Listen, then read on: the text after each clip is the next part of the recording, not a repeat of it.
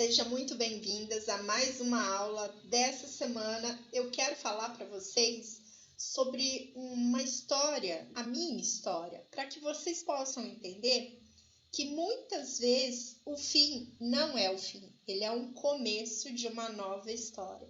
E eu quero contar para vocês o ano que tudo desabou. E foi assim que eu pude me reinventar. Vamos lá? O ano era 2010. Um ano em que foi tudo ao mesmo tempo. Foi meu último ano da graduação de fisioterapia. Eu estava fazendo 35 anos e eu tinha 2 filhos pequenos. Um de 5 e o outro de 10. E a empresa que eu administrava tinha fechado um ano antes. E foi muito difícil para mim, porque em 8 anos eu dei tudo de mim para aquela empresa. Eu tirei tempo dos meus filhos, tempo com a minha família para poder me entregar àquela empresa. E eu já tinha perdido os meus pais. Meu pai faleceu em 2003, aos 52 anos. Ele sofreu um AVC e foi no mesmo dia. E em 2007, a minha mãe faleceu aos 56 anos. Ela de uma condição cardíaca e faleceu em 5 dias. E esse ano foi um ano que, assim, desde o começo já começou difícil, porque em janeiro eu tinha descoberto que o meu marido, na época, ele estava me traindo.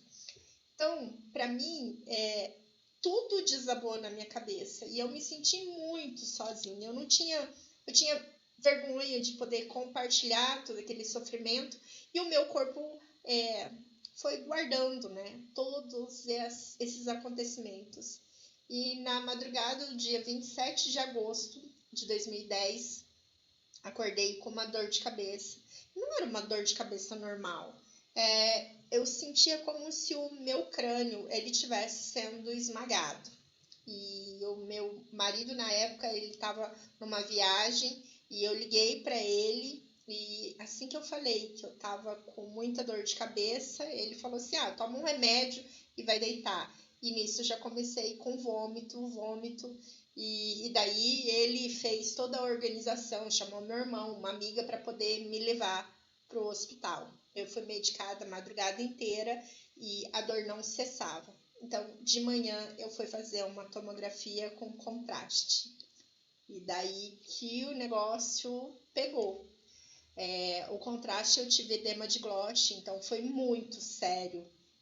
Foi muito grave essa condição e eu quase fui naquele dia. Mas, enfim, por conta desse exame, eu acabei recebendo o diagnóstico de um macroadenoma de hipófise. Então, do dia 27 de agosto até o dia 3 de outubro foi uma correria para poder encontrar médico que pudesse me avaliar, pudesse avaliar se era um câncer ou se era só um tumor, se era necessário uma cirurgia ou se o tratamento era conservador com medicamento, mas enfim, no meu caso, o tratamento precisou ser cirúrgico, porque ele já estava afetando o nervo óptico, então existia o risco de que eu pudesse perder a visão. Eu fiquei 7 dias no hospital e fiquei, na verdade, 5 dias no hospital e tendo que voltar dia 7 de outubro por conta de um diagnóstico de meningite. Eu passei 30 dias internada e foram dias que eu pude, por mais contraditório, né, que possa ser, foi um momento de um tratamento muito grave, mas eu me senti tão cuidada, tão amada, e aquilo foi necessário para que eu pudesse me reerguer. Novembro, eu precisei fazer uma nova cirurgia, porque a cirurgia foi via nasal e o meu corpo reabsorveu o cimento que fechou. Então eu ficava pingando o líquor, que é o líquido que banha todo o crânio e vai até a lombar. Então, precisei passar pela segunda cirurgia para fechar essa fístula. E o dia do meu TCC, que foi em dezembro, como eu falei, era o último ano da minha graduação, eu estava com o diagnóstico de pneumonia. Então, eu fiz a apresentação e fui para o hospital, onde eu recebi o diagnóstico de pneumonia. Então, assim, foi um ano muito difícil. E como eu trabalhava já, no meio da área da saúde, eu fui tratada por um mestre maravilhoso, que me atendeu com a microfisioterapia. E em 2 semanas eu não tinha mais nada. E assim, todas as datas de eventos traumáticos que estavam ali no meu corpo e como eram muita sobrecarga, que ele acabava impedindo a completa recuperação da minha saúde. E com a microfisioterapia, o meu corpo pôde ter essa capacidade de autorreparação e, de repente, eu estava muito bem. Tanto que eu lembro exatamente desse dia, 16 de dezembro, o dia que mudou tudo. E foi ali que eu pude descobrir que era o que eu queria fazer, que era com o que eu queria trabalhar, que era a microfisioterapia. E foi ali que, de paciente, eu entendi que existia um propósito para que eu estivesse passando tudo aquilo e para que eu pudesse ser quem eu sou hoje, não só como uma profissional que se qualificou, que se especializou, mas também alguém que passou por situações muito traumáticas e diagnósticos muito graves. E por que eu estou dizendo isso? Porque eu falo que o corpo, ele fala o tempo todo. Só que muitas vezes, quando é algo superficial, essa é uma dorzinha de cabeça simples, a gente toma um analgésico, passa, e depois a gente não quer saber por que aquilo estava doendo, por que meu corpo estava assim ou assado. E no meu caso, que o tumor ele foi na hipófise, e a hipófise é uma glândula responsável como se fosse um maestro dos hormônios. A função dela é coordenar a liberação de todos os hormônios no corpo. Porém, o conflito em situações que a gente não se sente capaz, não se sente boa o bastante, não se sente à altura diante de um grande desafio, essa glândula ela entra em disfunção. Lembra que eu falei que tinha um macroadenoma, que é um tumor acima de 2 centímetros. E por que ela cresce?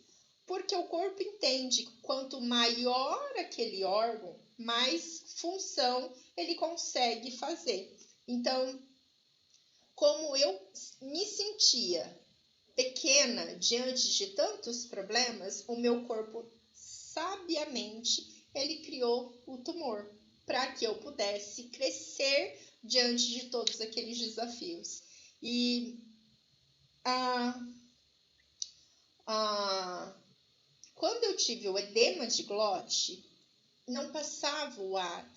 Então, no meu caso, do dia do edema de glote, da alergia ao contraste, eu vi só como eu fui medicada a noite inteira com os medicamentos para cessar a dor, então quando eu recebi aquele contraste na minha veia, o meu corpo ele simplesmente entrou em pane por conta da sobrecarga química e fechou tudo. E às vezes a gente não consegue ver relação, com um sintoma, um conflito, mas a vida é como se fosse uma rede, As tramas estão todas entrelaçadas. E quando a gente começa a olhar, a gente começa a entender que todos os conflitos, eles nos levam a refletir, a resolver coisas que no passado a gente empurrou com a barriga.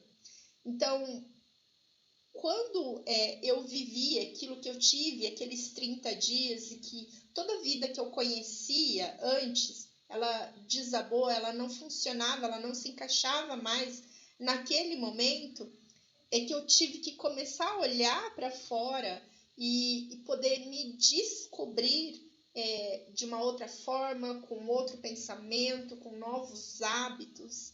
E eu não estou trazendo aqui para você que os eventos que a gente vive, a gente tem culpa ou que a gente merece viver aquilo.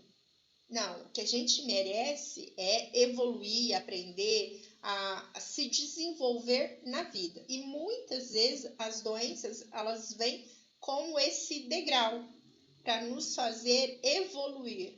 Quando poderia muitas vezes ser no amor, mas a gente muitas vezes não sai daquela zona de conforto, que muitas vezes ou não é confortável, ou está tão acostumado com aquela vida que a gente tem, que ou a gente é convidado a olhar para fora de um jeito ou de outro. Então, se você estiver passando por um desafio de saúde, financeiro ou amoroso, olhe para isso com mais compaixão. O que essa situação pode te ensinar? E eu tenho certeza que você vai encontrar um para quê muito forte. E eu quero falar do que é a psicossomática. Então, psico vem da psique, né, da nossa percepção em relação aos eventos externos. E somática tem relação com órgãos. Então, anos depois de tudo isso, eu entendi e eu escrevi o livro Doenças e Emoções. Porque o que eu vivi, as doenças, muitas vezes são a forma que o corpo encontra de expressar a emoção que a gente conseguiu guardar. A gente muitas vezes engavetou aquilo. Então, mas não é desse livro que eu quero falar nessa aula. É só poder trazer para vocês o quanto essa interconexão ela acontece e a gente não percebe. Então, quando eu perdi a vida que eu conhecia, foi que eu pude me reinventar e ser quem eu sou hoje. Agora eu te pergunto, em outras situações do seu passado, o que nasceu depois que você vivenciou, depois que você pôde refletir do desafio? Eu me formei fisioterapeuta, me especializei na técnica que me curou, que é a microfisioterapia, escrevi um livro, eu atendo presencial e online, eu fiz várias outras formações, mas o ponto inicial foi aquele ano de 2010 e tudo que eu passei naquele ano. E eu te pergunto, o que essa fase que você está vivendo está pedindo para você se reinventar? Pensa aí.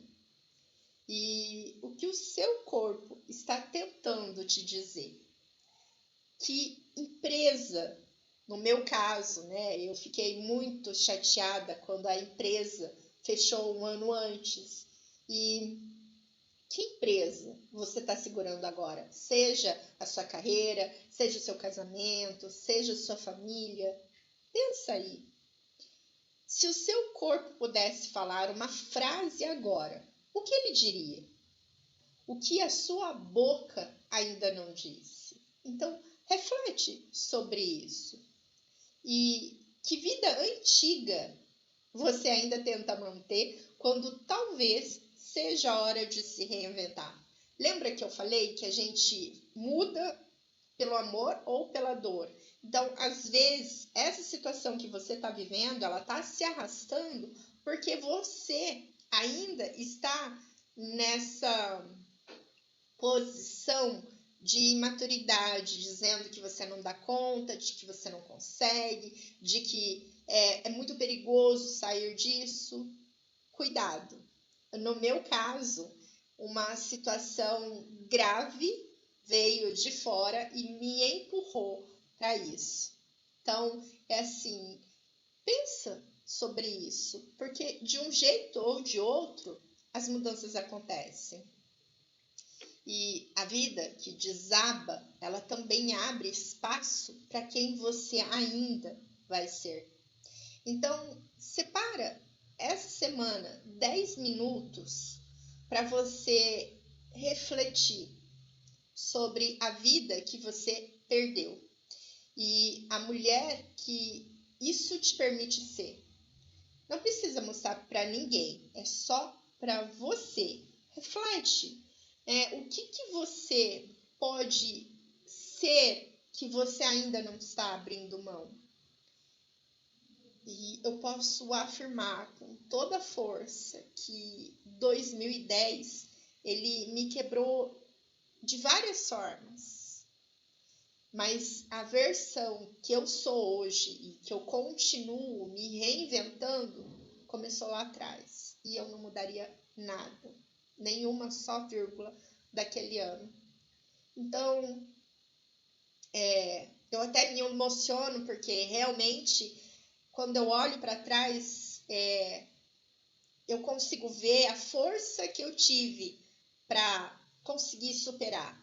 E eu posso te dizer que não é fácil, mas me dá um orgulho danado e me faz entender o quanto de força nós temos quando a gente se permite continuar. Se hoje você não encontra uma resposta, uma saída, uma solução, só continua. Às vezes, o próximo passo que você acha que assim, não vai dar nada. Mas às vezes esse é o passo que vai mudar tudo. Então, tem coisas que a gente não dá para simplesmente criar expectativas. Tem coisas que a gente simplesmente tem que continuar. E muitas vezes essa continuação é que vai te abrir um caminho totalmente novo, desconhecido e maravilhoso. Então, eu quero te deixar essa reflexão de que, assim, muitas vezes, quando tudo desaba, é que pode abrir uma porta maravilhosa para a sua vida. E é isso. Não esquece de fazer o exercício. No clube, lá no aplicativo, tem a indicação do filme da semana, tem o caderno de exercícios. E eu continuo aqui. Se você precisar, tem o WhatsApp para falar comigo. E a gente se vê na próxima semana. Bye, bye!